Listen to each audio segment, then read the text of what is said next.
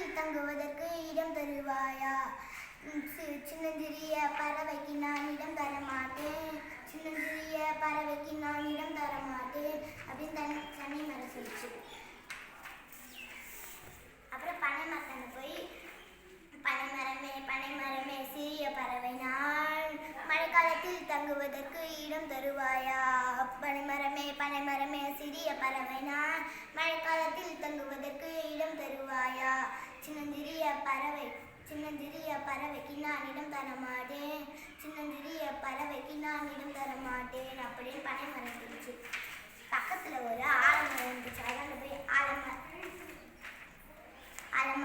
ஆலமரமே சிறிய பறவை நான் மழைக்காலத்தில் தங்குவதற்கு இடம் தருவாயா?